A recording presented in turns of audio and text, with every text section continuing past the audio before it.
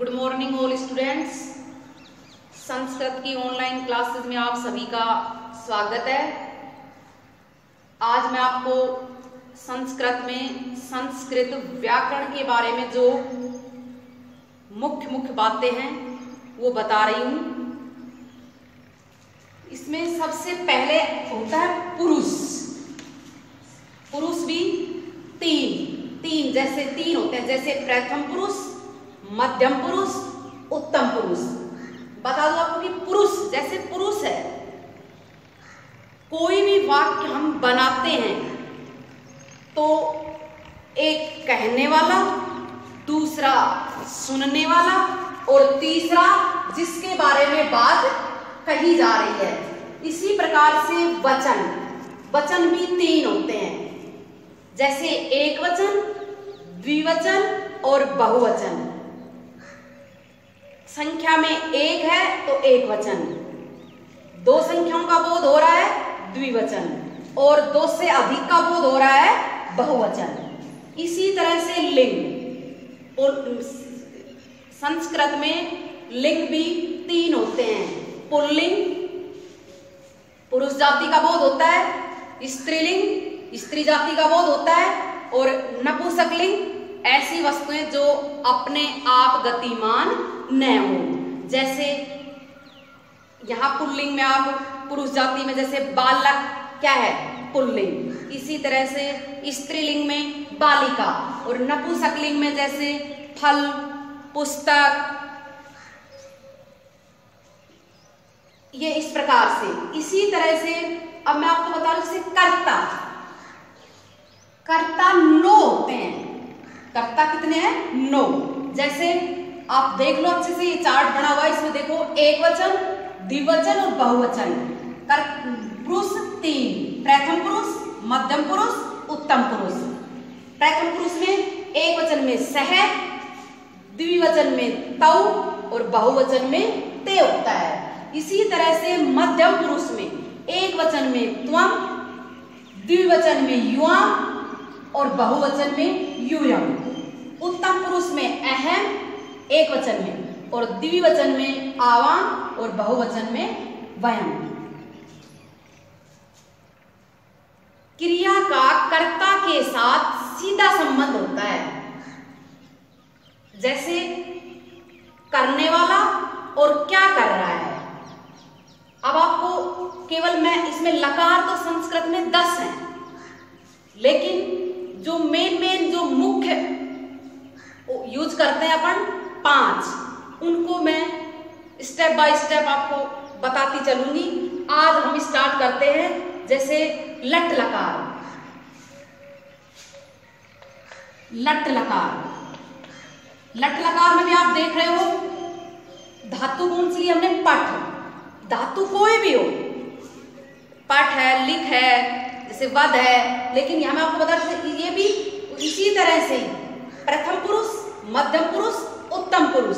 अभी मैंने बताया कि क्रिया का कर्ता के साथ सीधा संबंध होता है। जैसे इसमें क्या है कि जिस पुरुष और जिस वचन का कर्ता होगा, धातु भी उसी वचन और उसी पुरुष की आएगी। जैसे आप हिंदी से संस्कृत बना रहे हो तो आप सबसे पहले देखोगे कि कर्ता क्या है? कर्ता यदि हमारा प्रथम पुरुष एक वचन है तो धातु भी प्रथम पुरुष एक वचन आएगी। ये जो आपको मैं बता रही हूँ, ये जो लिखा हुआ है पट लट लकार का है। जैसे ये लट लकार में पट धातु का प्रथम पुरुष पठती, पठते, पठंती, क्योंकि ये भी तीनों वचनों में चलते हैं। मध्यम पुरुष में पठसी, पठथे, पठत, पठामी, पठावे, पठामे।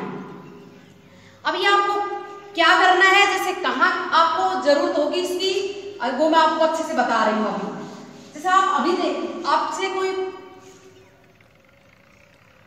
जैसे हम पूछ रहे हैं कि वह पढ़ता है, वह पढ़ता है, वह पढ़ता है। तो आपको सबसे पहले देखना है कि वह, तो वह किसकी बात कर रहे हैं हम? सह, तो सह वह है, तो हम ये देखेंगे कि पुरुष और कौन सा वचन है? तो स कौन सा पुरुष कौन सा वचन है? प्रथम पुरुष एक वचन। तो यही मैं बता रही थी कि धातु भी प्रथम पुरुष एक वचन आएगी। जो प्रथम पुरुष एक वचन धातु क्या है? पठती। तो हम क्या लिखेंगे बताओ? वह के लिए तो हमने लिया स। अब स प्रथम पुरुष एक वचन है तो धातु भी प्रथम पुरुष एक वचन आएगी। तो हो गया सह पठती, सह पठती। इसी तरह से आप कोई भी ले लो, जैसे तुम पढ़ते हो तो अब आपको करना है तुम पढ़ते हो। तो आप देखोगे तुम के लिए हम क्या ले रहे हैं? त्वम। त्वम कौन सा पुरुष और कौन सा वचन है? तो त्वम है मध्यम पुरुष एक वचन। अब हम भी धातु कौन सी लगाएंगे? मध्यम पुरुष एक वचन। अब मध्यम पुरुष एक वचन आपने अभी पढ़ा है कि पट क्या होता है? पटसी। तो हम लिखेंगे त्वम, त्वम पटसी, त्वम पटसी। थोड़ा सा मैं आपको बताऊंगी कि जैसे इसमें थोड़ा सा समझ लो। प्रथम पुरुष में क्या है कि प्रथम पुरुष में तीनों लिंगों में चलता है। जैसे प्रथम पुरुष में जैसे सह तौ ते, तो ये तो हुए कौन से? पुरुष, अर्थात पुल्लिंग में। कौन से हुए? पुल्लिंग में। सह तौ ते। इसी तरह से स्त्रीलिंग में एक वचन में सा, द्विवचन में ते और बहुवचन में ता। इसी तरह से नपुंसकलिंग में प्रथम पुरुष में एक वचन में तत्